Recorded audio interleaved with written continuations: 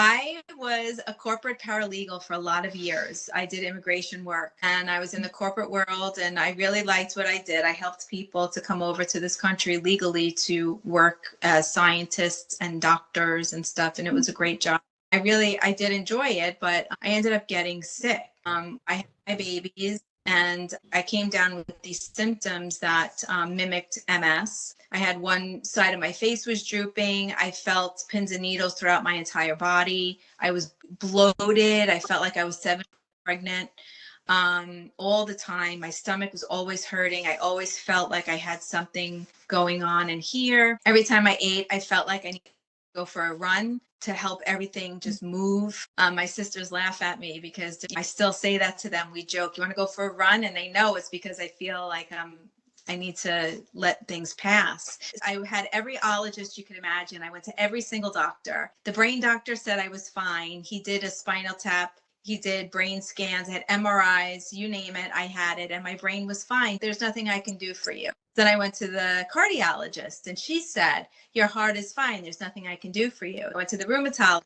Same thing, and so on and so on and so on. I lived with that for probably about 12 years, that feeling of just being sick. I really thought that there was something really wrong with me. I took the time to think about, okay, what is it that I can do to help?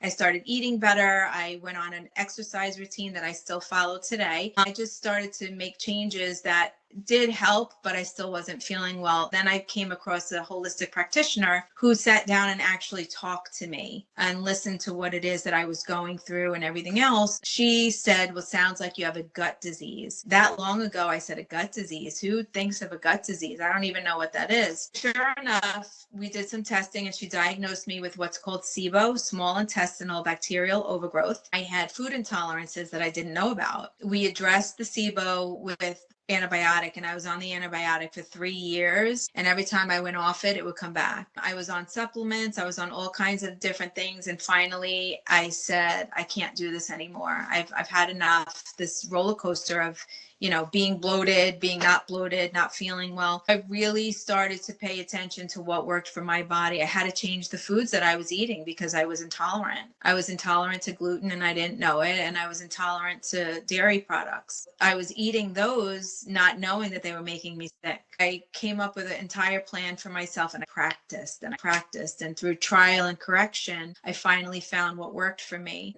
It made me realize couple of things. It made me realize that just because it's protocol, just because the doctors say that it works for everyone does not mean it's going to work for you. That really made me realize that everybody is such an individual that we really have to focus on you and what's going on with you and your symptoms and what works for you and what doesn't. The other thing that it made me realize was that I had these gut issues long before I had those stabbing pains. I had fertility issues. I had candida. I had joint pain growing up, and all of those things are associated with gut health. Long before I had the stabbing pain, I had other symptoms that I just didn't know were related to gut health. I had endometriosis, a lot of things that had I known then what I know now, the reason why I'm in this profession, because I don't think anyone should have to go through what I went through and not understand what a body is telling them.